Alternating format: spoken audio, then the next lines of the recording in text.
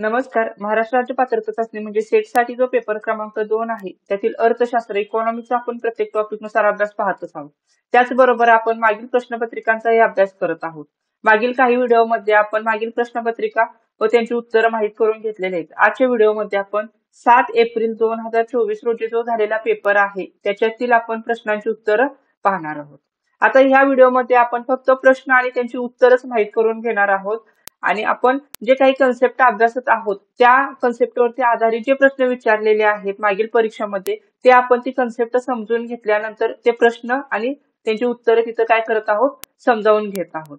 त्यामुळे फक्त आपण इथं प्रश्न आणि त्यांची उत्तरच पाहणार आहोत. आता हा 7 एप्रिल 2024 रोजी झालेला जो पेपर आहे संच ए आहे हा. आता याच्यामध्ये 1 ते 100 प्रश्न विचारलेले आहेत. आपण 1 ते 100 प्रश्न हे 2 भागामध्ये पाहणार आहोत. पहिल्या भागामध्ये 1 ते 50 प्रश्नांची उत्तरं माहीत करून घेणार आहोत आणि दुसऱ्या भागामध्ये 51 ते 100 प्रश्नांची उत्तरं माहीत करून घेणार आहोत. मग आपण आजच्या व्हिडिओमध्ये 1 ते 50 प्रश्नांची उत्तरं पाहणार आहोत. बघा याच्यामध्ये आता प्रश्न पाहूया आपण.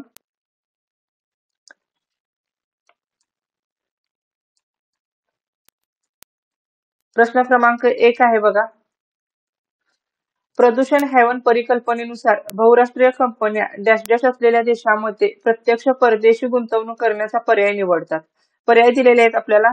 ए. मजुरांची अधिक उपलब्धता. बी. सर्वात कमी पर्यावरणीय मानके किंवा सर्वात कमकुवत अंमलबजावणी. सी. सर्वोच्च पर्यावरणीय मानके किंवा सर्वात कठोर अंमलबजावणी. आणि डी. मजुरांची कमी उपलब्धता. याचं उत्तर आहे पर्याय क्रमांक बी. सर्वात कमी पर्यावरणीय मानके किंवा सर्वात कमकुवत अंमलबजावणी. त्यानंतर पुढचा प्रश्न आहे बघा. प्रश्न क्रमांक 2 काय दिलेला आहे बघा. पर्यावरणीय अर्थशास्त्रात डॅश डॅश या प्रश्नाचा समावेश होतो. पर्याय दिलेले आहेत. ए. बाजाराद्वारे प्रदूषणाचे अत्याधिक उत्पादन. बी. बाजारातील अपयशामुळे नैसर्गिक जगाचे अपुरे संरक्षण. सी. वरील दोन्ही. डी. फक्त ए सत्य आहे. याचं उत्तर आहे पर्याय क्रमांक सी. वरील दोन्ही. म्हणजे पर्याय ए व पर्याय बी. त्यानंतर पुढचा तिसरा प्रश्न आहे. डॅश डॅश पद्धत व्यक्तींना थेट प्रश्न विचारते की ते पर्यावरणीय संसाधनांसाठी किती पैसे देण्यास इच्छुक आहेत. पर्याय दिलेले आहेत. ए. आकस्मिक मूल्यांकन. बी. प्रवास खर्च. सी. हेडोनिक किंमत. आणि डी. प्रतिबंधात्मक खर्च. याचं उत्तर आहे पर्याय क्रमांक ए. आकस्मिक मूल्यांकन. पुढचा प्रश्न आहे प्रश्न क्रमांक 4. दोष वस्तूंच्या मागणी आणि पुरवठ्यामध्ये सरकार कशा प्रकारे हस्तक्षेप करते. पर्याय दिलेले आहेत. ए. कर सवलत देऊन. बी. वस्तूवर कर आकारून. सी. उत्पादन वाढवून. डी. उपभोग वाढवून. याचं उत्तर आहे पर्याय क्रमांक बी. वस्तूंवर कर आकारून.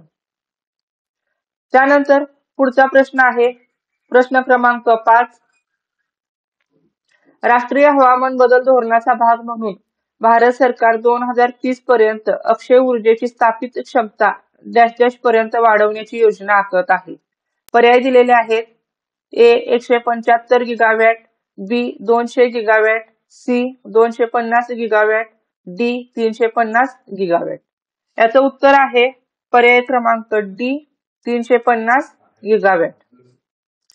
पुढचा प्रश्न आहे बघा. प्रश्न क्रमांक 6.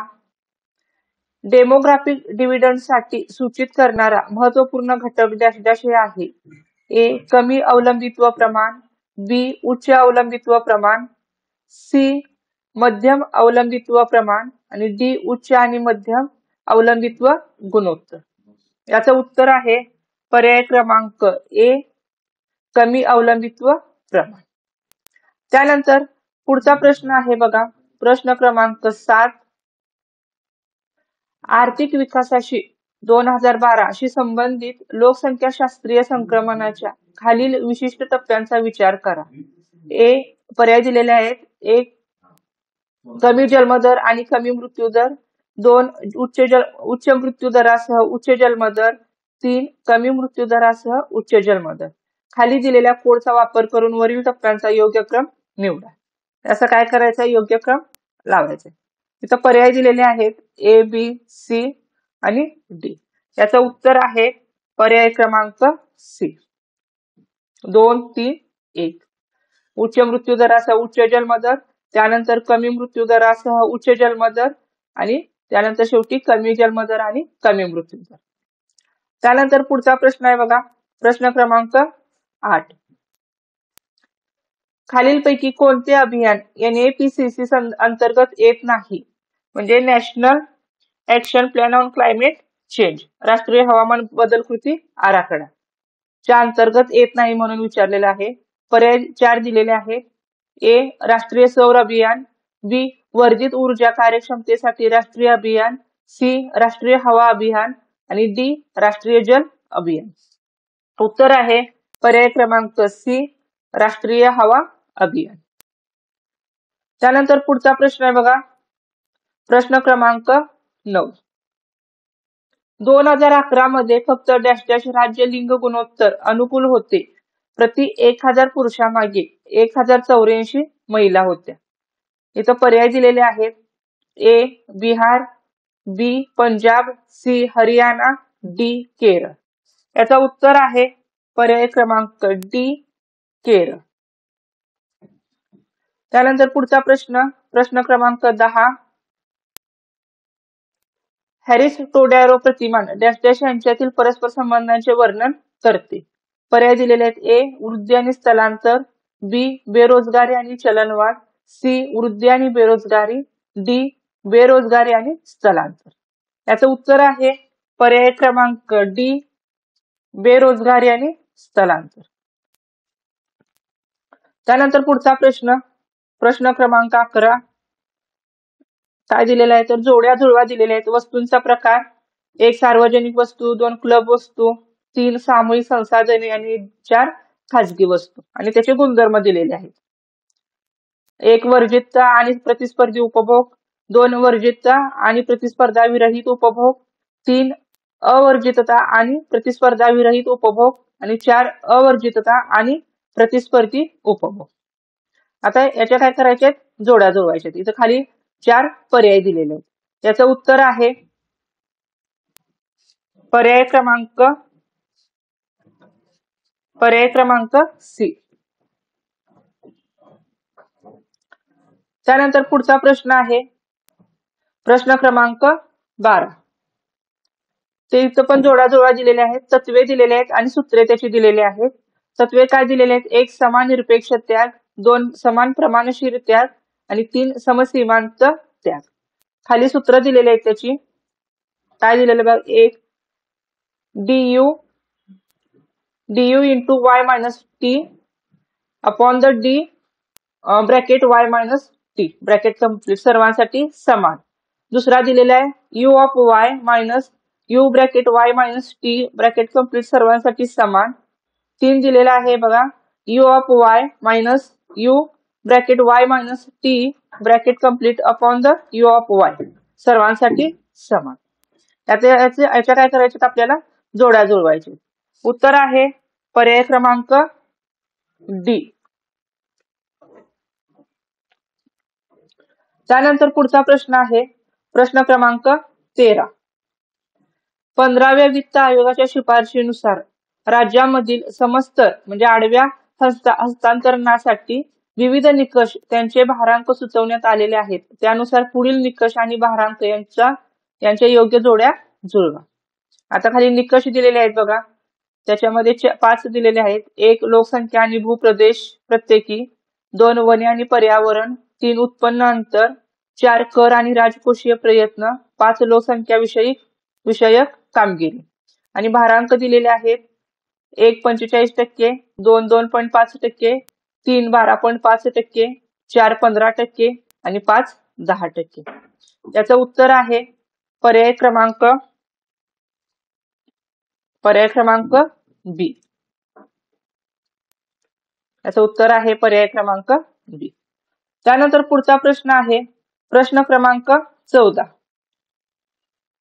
केंद्रीय अर्थसंकल्प 2023-24च्या अर्थसंकल्पीय अंदाजानुसार वित्तीय वर्ष 2023-24 ची राजकोषीय तूट स्थूल देशांतर्गत उत्पन्नाच्या डॅश डॅश अंदाजित आहे. पर्याय दिलेले आहेत. ए 6.9%, बी 6.5%, सी 5.5% आणि डी 5.9%. उत्तर आहे पर्याय क्रमांक डी 5.9%. पुढचा प्रश्न क्रमांक 15. वाईजमन पिकॉक प्रमेयानुसार विस्थापन परिणाम म्हणजे काय? ए अनुत्पादक कार्याकडून उत्पादक कार्यासाठी होणारा सार्वजनिक खर्च, बी सार्वजनिक उत्पन्नाच्या स्रोतामध्ये होणारा बदल, सी सार्वजनिक कर्जाच्या रचनेत बदल आणि डी जुन्या लघुत्तम पातळीवरून नव्या उच्च पातळीकडे सार्वजनिक खर्चात होणारी वाढ. उत्तर आहे पर्याय क्रमांक डी जुन्या लघुत्तम पातळीवरून नव्या उच्च पातळीकडे सार्वजनिक खर्चात होणारी वाढ. त्यानंतर पुढचा प्रश्न क्रमांक 16. मिश्र वित्तीय धोरणाच्या संदर्भात विवेकाधिष्ठित वित्तीय निर्णय आणि स्वयंनिर्णित वित्तीय प्रक्रिया यांच्या मिश्रणास डॅश डॅश असे म्हणतात. ए अंतर्निहित लवचिकता, बी सूत्रात्मक लवचिकता, सी विस्तारात्मक वित्तीय धोरण, डी संकुचित धोरण. उत्तर आहे पर्याय क्रमांक बी सूत्रात्मक लवचिकता. पुढचा प्रश्न क्रमांक 17. शून्य आधारित अर्थसंकल्पाची अंमलबजावणी सर्वप्रथम कोणत्या देशात केली गेली? पर्याय दिलेले आहेत. ए भारत, बी जर्मनी, सी अमेरिका आणि डी फ्रान्स. उत्तर आहे पर्याय क्रमांक सी अमेरिका. प्रश्न पुढचा 18. खालीलपैकी कुठल्या घटकाचे पर्यवसान महागाईत अधिक प्रमाणावर होते? ए सार्वजनिक कर्जाची परतफेड, बी अंतर्गत कर्जाची परतफेड, सी वित्तीय तूट भरून काढण्यासाठी नवे चलन छापणे, डी बँकांकडून कर्ज घेणे. याचं उत्तर आहे पर्याय क्रमांक सी वित्तीय तूट भरून काढण्यासाठी नवे चलन छापणे. पुढचा प्रश्न क्रमांक 19.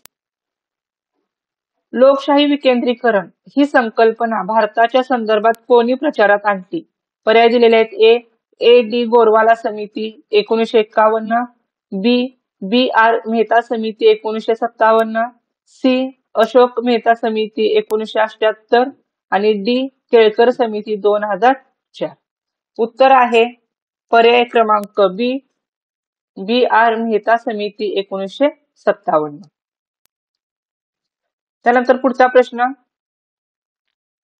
पुढीलपैकी कोणता कर हा अधिक प्रतिगामी आहे? ए वारसा हक्काने मिळालेल्या संपत्तीवरील कर, बी स्वकष्टार्जित उत्पन्नावरील कर, सी निगम कर, डी वस्तू व सेवा कर. उत्तर आहे पर्याय क्रमांक डी वस्तू व सेवा कर. पुढचा प्रश्न आहे प्रश्न क्रमांक 21.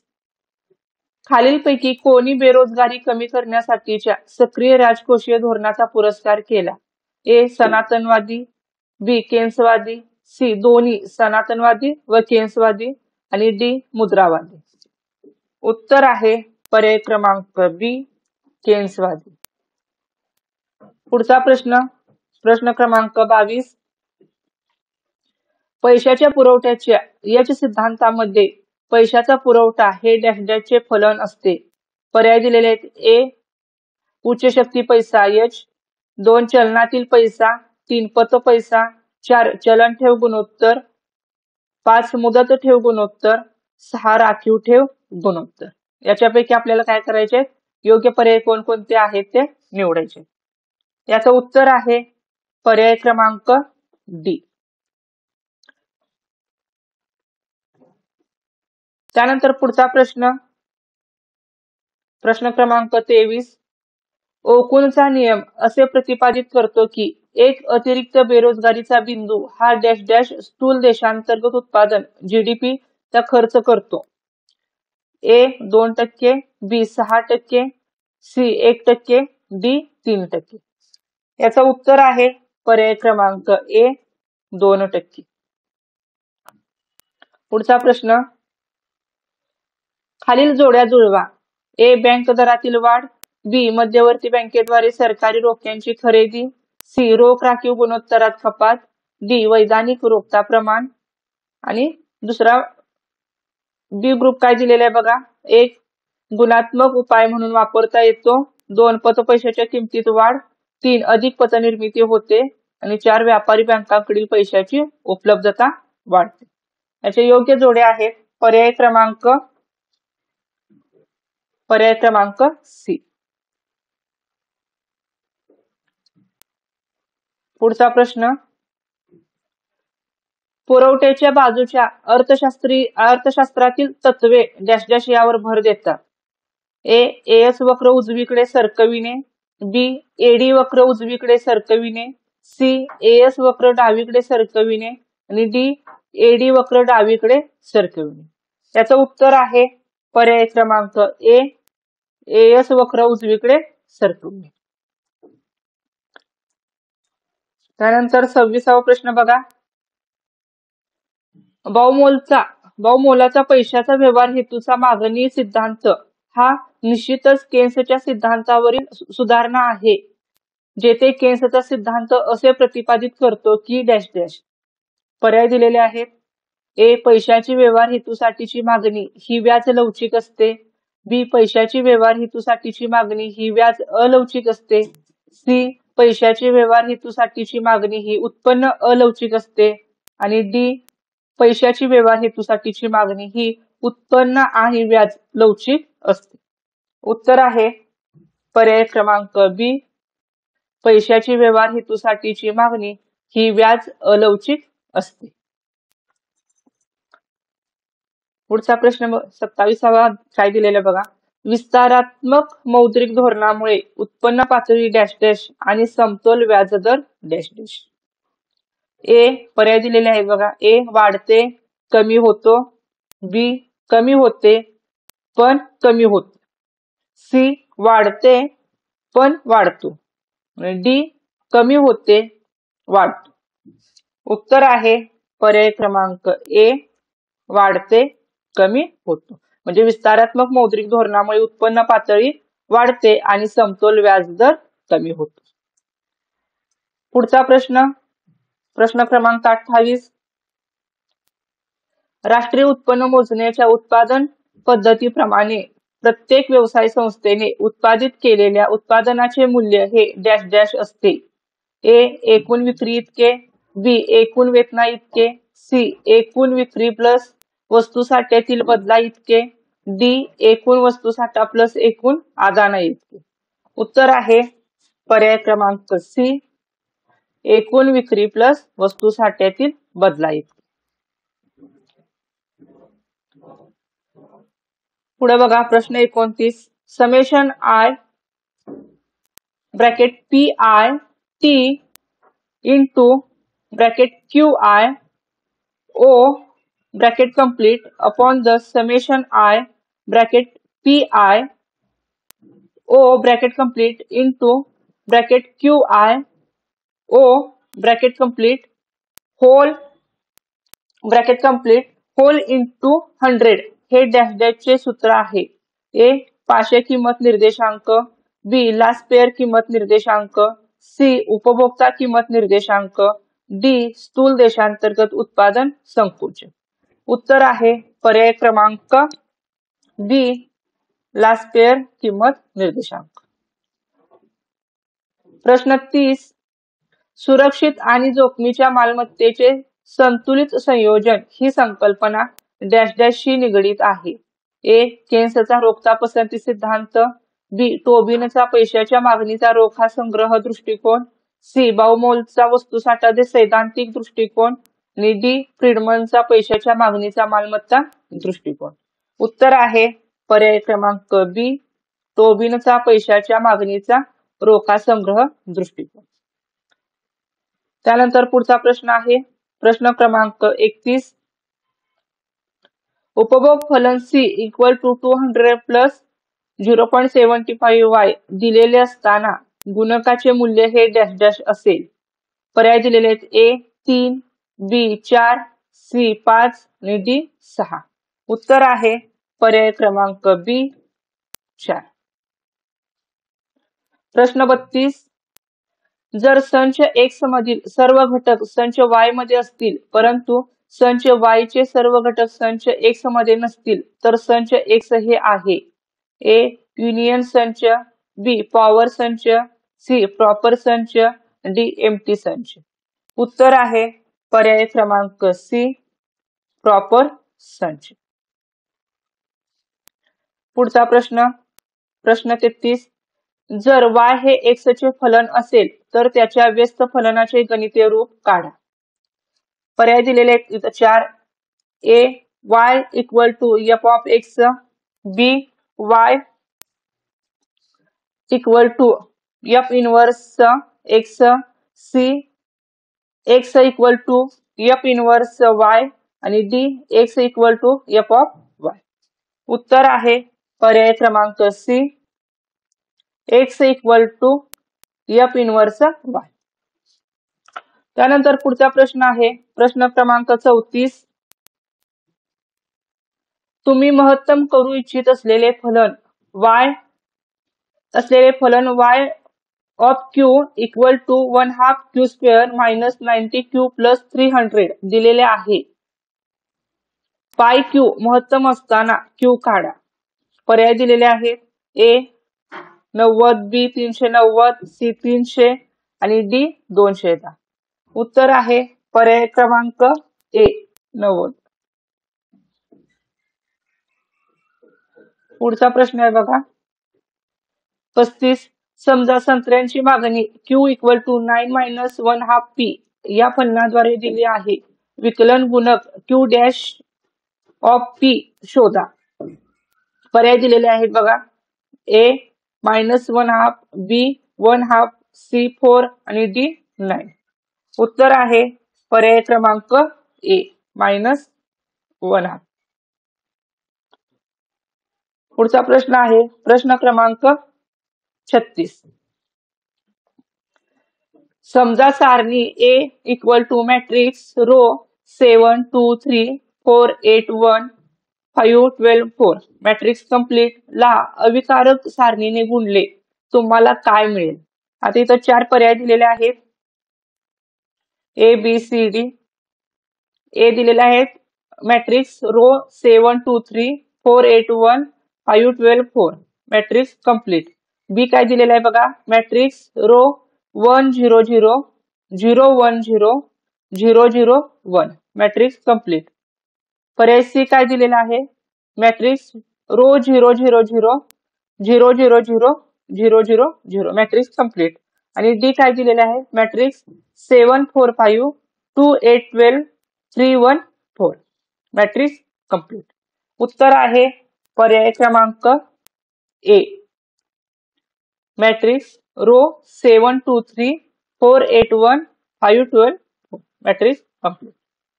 त्यानंतर पुढचा प्रश्न प्रश्न क्रमांक 37. खालीलपैकी कोणती निर्देशकाच्या पर्याप्ततेची चाचणी नाही. ए काळ व्युत्क्रम चाचणी, बी घटक व्युत्क्रम चाचणी, सी चक्रीय चाचणी आणि डी बाउले चाचणी. उत्तर आहे पर्याय क्रमांक डी बाउले चाचणी. पुढचा प्रश्न प्रश्न क्रमांक 38. भूमितीय मध्याच्या बाबतीत खालीलपैकी कोणते विधान बरोबर आहे. 1 यांचा वापर विक्री उत्पन्न इत्यादी मधील सरासरी प्रतिशत वाढ शोधण्यासाठी होतो. 2 निर्देशांक तयार करण्यासाठी वापरला जातो. 3 जेव्हा छोट्या घटकाला अधिक आणि मोठ्या घटकाला कमी भारांक द्यायचा असतो तेव्हा अधिक उपयुक्त असतो. आता हे 3 पर्याय दिलेले आहेत त्याच्यापैकी आपल्याला योग्य विधान निवडायचं. बघा याचं उत्तर आहे पर्याय क्रमांक डी 1 2 आणि 3 बरोबर आहे. पुढचा प्रश्न प्रश्न 39. गणितीय मध्यगा आणि बहुलक यातील अनुभवजन्य संबंध खालील प्रमाणे व्यक्त करता येतो. पर्याय दिलेले आहेत ए बहुलक इक्वल टू 3 मध्यगा -2 माध्य, बी बहुलक इक्वल टू 2 मध्यगा -3 माध्य, सी बहुलक इक्वल टू 3 मध्यगा -3 माध्य आणि डी बहुलक इक्वल टू 6 मध्यगा -5 माध्य.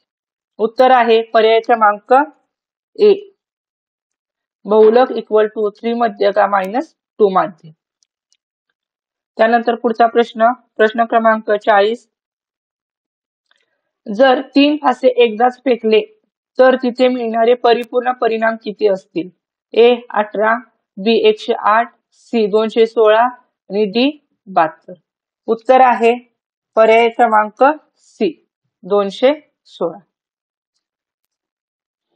आता प्रश्न 41 इथं दिलेला आहे. काय दिलेला बघा. खालीलपैकी कोणती गैरसंभाव्यता नमुना निवड पद्धती नाही? ए निर्णयात्मक नमुना निवड, बी सोयीस्कर नमुना निवड, सी स्तरीय नमुना निवड आणि डी खोटा नमुना निवड. उत्तर आहे पर्याय क्रमांक सी स्तरीय नमुना निवड. 42 स्थिरतेची चाचणी घेण्यासाठी खालीलपैकी कोणाचा वापर केला जात नाही विचारलेला आहे. ए डिकी पुलर चाचणी, बी स्वयंसहसंबंध फलन चाचणी, सी एंजेल ग्रेंजर चाचणी, डी फिलिप्स पेरॉन चाचणी. उत्तर आहे पर्याय क्रमांक सी एंजेल ग्रेंजर चाचणी. पुढचा प्रश्न क्रमांक 43 खालीलपैकी कोणत्यासाठी 2SLS पद्धत सर्वात योग्य अंदाज पद्धत आहे?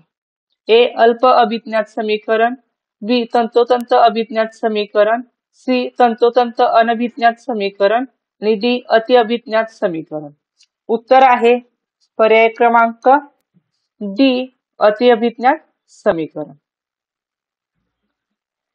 पुढचा प्रश्न 44 नमुना सहसंबंध गुणांकाची लक्षणीयता तपासण्यासाठी खालीलपैकी कोणत्या सूत्राचा वापर केला जातो? पर्याय दिलेले आहेत. A t equal to r square root n minus 2 upon the square root 1 minus r square, b t equal to r square root n plus 2 upon the square root 2 minus r square, c t equal to r square root n minus 3 upon the square root 1 minus r square आणि d t equal to r square root n plus 2 upon the square root 1 plus r square. उत्तर आहे पर्याय क्रमांक A t equal to r square root n minus 2 upon the square root 1 minus r square.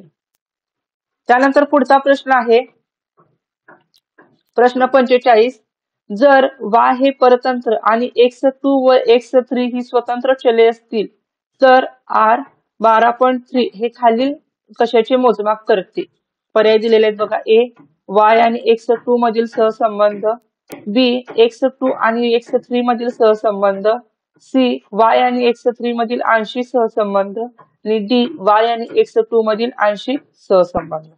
उत्तर आहे पर्याय क्रमांक D y आणि x2 मधील आंशिक सहसंबंध. त्यानंतर पुढचा प्रश्न आहे प्रश्न क्रमांक 46 रोनाल्ड कोच यांच्या मते उद्योग संस्था का अस्तित्वात असतात? ए त्या उत्पादनाचे विशेषीकरण करण्यासाठी अस्तित्वात असतात, बी त्या श्रम विभाजन शक्य करण्यासाठी अस्तित्वात असतात, सी त्या उत्पादनाचे विविधीकरण करण्यासाठी अस्तित्वात असतात, डी त्या व्यवहार खर्च किमान राखण्यासाठी अस्तित्वात असतात. उत्तर आहे पर्याय क्रमांक डी त्या व्यवहार खर्च किमान राखण्यासाठी अस्तित्वात असतात. त्यानंतर प्रश्न 47 उत्पादन शक्यता वक्र अंतर्वक्राकार का असतो? ए दोन वस्तूंच्या उत्पादन खर्चामध्ये फरक असतो, बी दोन वस्तूंच्या किमतीमध्ये फरक असतो, सी दोन उपभोक्त्यांच्या उत्पन्नात फरक असतो आणि डी संसाधनाच्या वैशिष्ट्यपूर्णतेमुळे संसाधने पर्यायी वापरामध्ये पूर्णपणे जुळवून घेण्यायोग्य नसतात. उत्तर आहे पर्याय क्रमांक डी संसाधनाच्या वैशिष्ट्यपूर्णतेमुळे संसाधने पर्यायी वापरामध्ये पूर्णपणे जुळवून घेण्यायोग्य नसतात. त्यानंतर पुढचा प्रश्न क्रमांक 48 एका वस्तूचा दुसऱ्या वस्तूशी असलेला सीमांत पर्यायीचा दर का घटतो? एक विशिष्ट वस्तूची समाधान पूर्ती, दोन वस्तू परस्परांचे अपूर्ण पर्याय असतात, तीन उपभोक्त्याचे उत्पन्न स्थिर असते, चार वस्तूंची घटती सीमांत उपयोगिता. आता याचे आपल्याला उत्तर काय करायचं? या पर्यायापैकी आपल्याला कोणते पर्याय बरोबर आहेत हे निवडायचं आहे. याचं उत्तर आहे पर्याय क्रमांक सी फक्त 1, 2 आणि 4. त्यानंतर पुढचा प्रश्न क्रमांक 49. गिपेन वस्तूंच्या बाबतीत ऋण उत्पन्न परिणाम पर्यायीचा परिणाम डॅश डॅश असतो. ए ला समान असतो, बी पेक्षा जास्त असतो, सी पेक्षा कमी असतो, डी सारखाच असतो. उत्तर आहे पर्याय क्रमांक बी पेक्षा जास्त, परिणामापेक्षा जास्त असतो. त्यानंतर पुढचा प्रश्न क्रमांक 50. जर कोणत्याही व्यक्तीच्या समाधानात घट न करता एका व्यक्तीच्या समाधानात वाढ घडवता येत असेल तर त्यास डॅश डॅश असे म्हणतात. ए महत्तम सामाजिक कल्याण, बी पॅरेटो पर्याप्तता किंवा कार्यक्षमता, सी पॅरेटो सुधारणा आणि डी उपयोगितांची आंतरव्यक्तिगत तुलना. उत्तर आहे पर्याय क्रमांक सी पॅरेटो सुधारणा. आपण इथे 1 ते 50 पर्यंत प्रश्नांची उत्तरं पाहिलेले आहेत. आपण 51 ते 100 प्रश्नांची उत्तरं पुढील भागामध्ये पाहणार आहोत. धन्यवाद.